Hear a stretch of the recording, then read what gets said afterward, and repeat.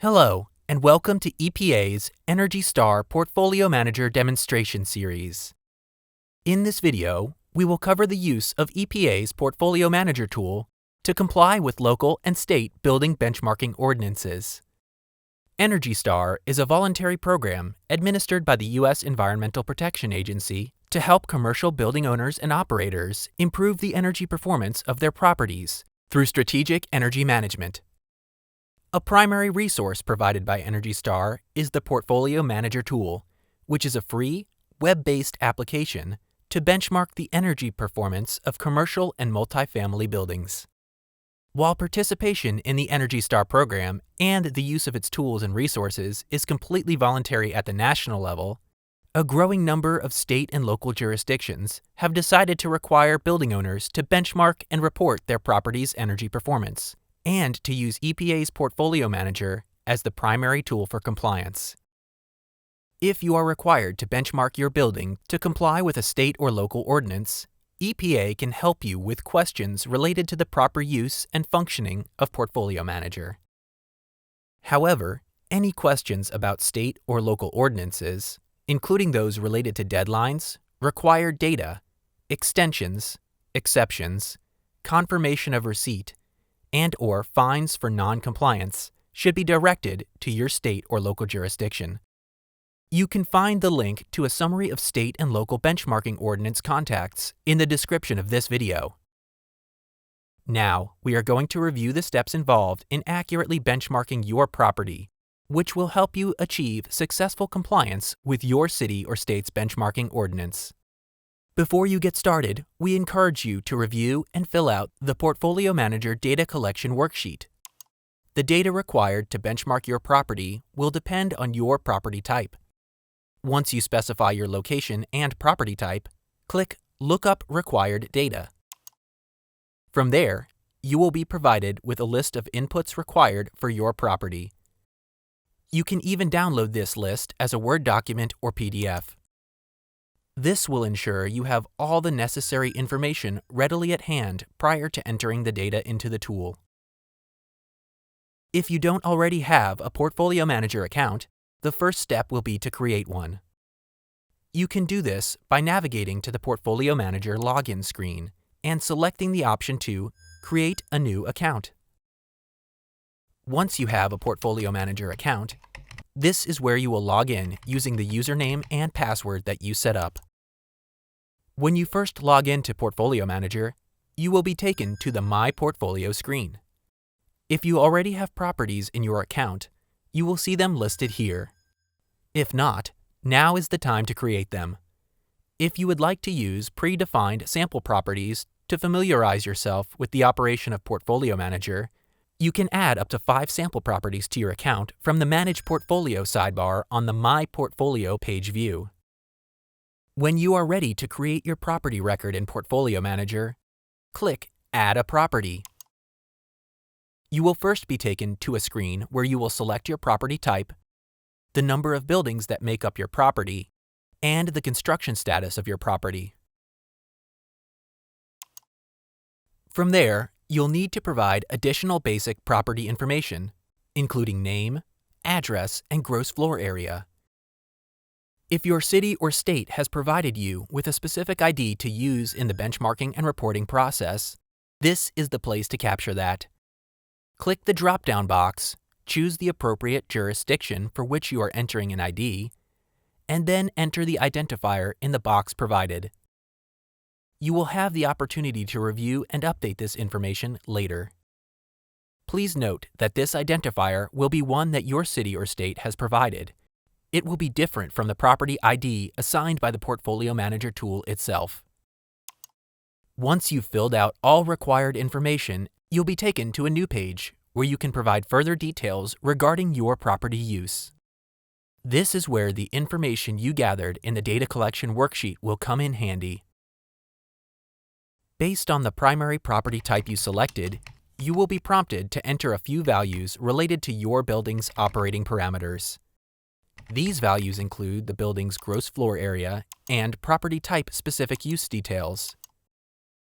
If you have more than one property use that needs to be defined for your building, for instance, an office building with apartments on the top floor, this is where you can define an additional property use.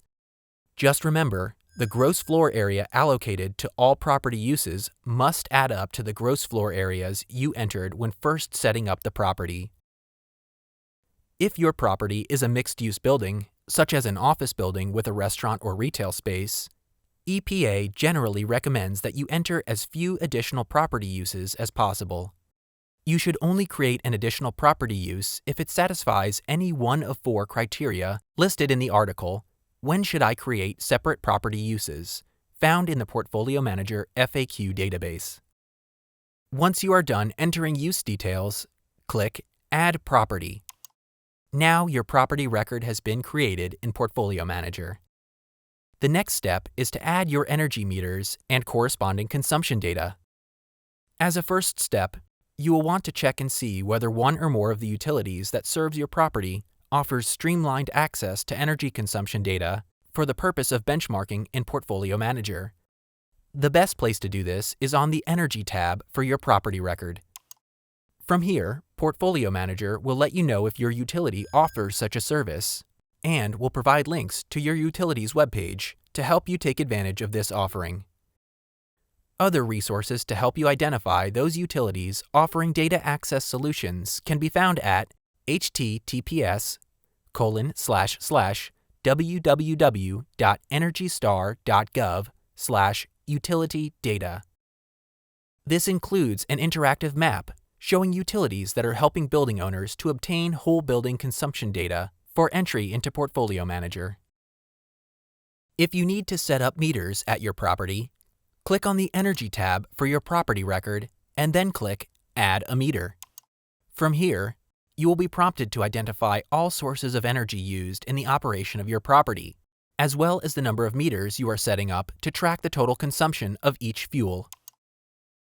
On the following page, you will be asked for some basic information about each of the meters that you are setting up. This includes the opportunity to edit the meter name as you see fit. Click anywhere in the table to enter data for the required fields.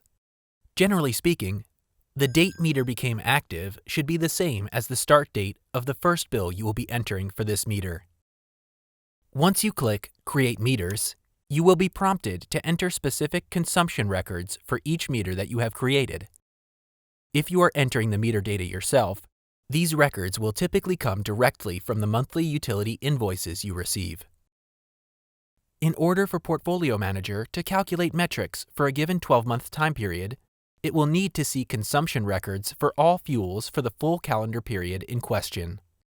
For instance, to generate metrics for the calendar year 2020, Portfolio Manager requires that each meter capture data that includes the period January 1st, 2020 through December 31st, 2020.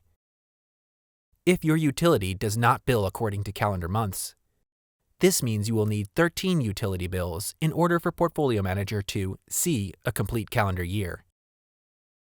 For each meter entry, the required inputs are start date, end date, and consumption or usage quantity. Cost data is optional. Once you click Save Bills, your entries will be captured, and the tool will alert you if there are any data irregularities, such as gaps or overlaps between meter entries. If you are required to track and report water data as part of your benchmarking ordinance, you would click on the Property Level tab titled Water. The process for entering water consumption is similar to the process for entering energy, in that you will select the types of water meters you are tracking, general information about those meters, and then enter consumption data entries for each meter. Now that you have entered your property's data, you'll want to confirm that there are no errors or red flags that need to be addressed before submitting to your jurisdiction. To do this, you'll want to use the Data Quality Checker, which can be accessed from the Summary tab of your property record. Click on the button that says Check for Possible Errors, and then enter the 12-month ending period that you wish to review for any data issues. If you are required to report data for calendar year 2020, for example, you would select December 31st, 2020 from the drop-down menus. Then click Run Checker. The data quality checker will return a list of any alerts or warnings found for your property. Yellow yield signs indicate atypical data, such as unusually high or low values. If you receive a warning like this, but you know the information is correct, you can ignore it. Red stop signs indicate more urgent alerts that will keep your property from being able to generate metrics until they are resolved. All alerts and warnings will include detailed, hyperlinked text that will take you to the section of Portfolio Manager where the issue was found. To be clear, the data quality checker will not automatically fix the errors for you. You will need to fix the issues in question using the guidance within the alerts. Once you have reviewed all warnings and resolved all alerts, run the data quality checker again to confirm that no further flags have been found. Once you've confirmed the accuracy of your benchmarking data, it's time to submit it to your local or state jurisdiction. Typically speaking, you will be asked to take one of two approaches. A less common approach is that your jurisdiction will ask you to share your entire property record from your Portfolio Manager account to theirs. If a jurisdiction requires this, it will typically provide specific instructions for actions that you will take within the Sharing tab of your Portfolio Manager account. The sharing process will include selecting the Portfolio Manager account with which you would like to share, selecting the property or properties you wish to share, and then assigning the appropriate access rights to the share recipient. In most cases, your jurisdiction will ask you to use the bulk sharing option to assign read-only permission for all shared properties. The more common approach is that your jurisdiction will set up a standardized data request to which you will be able to respond and submit specified data points that have been requested for a defined time frame. Typically, jurisdictions requiring benchmarking and reporting will publish the link to this request as a URL, either on their website, in a guidance document, and/or within an email sent to owners and managers of properties required to report. To respond to a data request, click on the link. If you are not already logged into Portfolio Manager when you click the link, you will be asked to log in, and then will be taken directly to the data request page. Here, you will see that each data request is accompanied by a set of specific instructions from the requester. Make sure to read your jurisdiction's instructions carefully before responding to the request. Once you are ready to proceed, select one or more properties for which you are submitting data. The requester will have already defined the time period for which you are reporting, as well as the specific metrics and other data points that will be included in your report. From there, you will click Generate a Response Preview. This process will take you back to the Reporting tab, where your response preview will show up at the top of the list of My Custom Reports. If there are any properties for which metrics cannot be calculated, you will receive an alert at the top of this table. By clicking through on this alert, or by selecting View Errors from the Action drop-down list, you will be shown further details about the specific issue and how to resolve, and you will be provided with options for how to proceed. After any updates or corrections have been made, you can click Send Response. On the Confirm Response page, you will have the opportunity to indicate who, besides yourself, will receive confirmation of your submittal. This confirmation will include a copy of the exact data that were submitted to the state or local jurisdiction. Once you have e-signed your data response on the response confirmation page, click Send Data. One common error is that users generate their report but never submit it. To make sure you've submitted your report, go back to the Reporting tab in Portfolio Manager, where you will be able to view and print a response receipt. You can also check that you received a response receipt via email, which will include a copy of the data submitted. If you would like additional printable guidance on any of the primary steps described in this video, we encourage you to take a look at the additional resources shown here, which can also be found in the video description. If you have any questions, please visit www.energystar.gov/buildingshelp For an extensive FAQ database on using Portfolio Manager, and a help desk to answer any questions that are not found in the database.